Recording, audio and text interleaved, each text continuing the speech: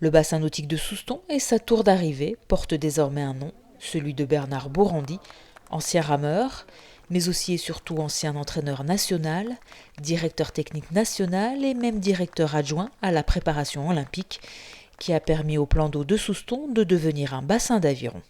Il est venu dans les années 60, il a vu qu'il y avait un plan d'eau mais qui était envahi par les marécages, c'est une région marécageuse.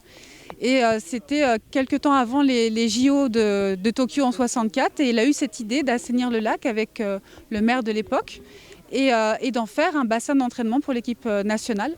Et c'est ce qui a été réalisé grâce au maire et grâce à son idée. Grâce à ce Soustonais d'adoption, Souston accueillit en 64 pour la première fois l'équipe de France olympique d'aviron.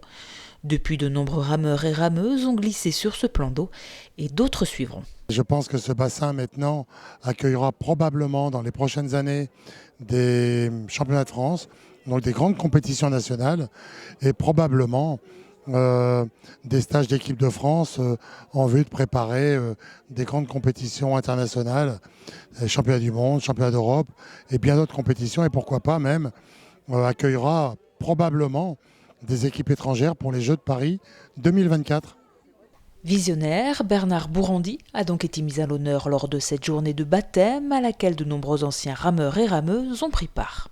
Aujourd'hui, donc, on peut remarquer qu'il y a beaucoup d'anciens rameurs qui arrivent un peu de tous les coins de France, qui sont venus donc, pour honorer donc, Bernard Bourandi avec ce baptême bien mérité. Et je pense qu'on n'a pas fini donc, de passer la journée, c'est rien qu'un début. Et je pense que les retrouvailles vont être fortes. Il fallait effectivement que je sois là, que la fédération soit représentée, parce que d'abord quand moi-même j'étais en équipe de France, mon DTN était Bernard Bourandi. Donc j'ai une grande affection pour lui et il fallait qu'effectivement la fédération soit présente pour ce moment d'émotion et de partage. Des retrouvailles fortes, emplies d'émotions à la hauteur du personnage décrit par tous et une reconnaissance pour lui et ses proches. C'est un immense honneur que le bassin et la tour d'aviron de Souston portent le nom de mon grand-père, Bernard Bourandi. Pour la famille, c'est aussi une certaine reconnaissance. Je suis très contente que, comme on le voit ici, ses exploits ont été récompensés.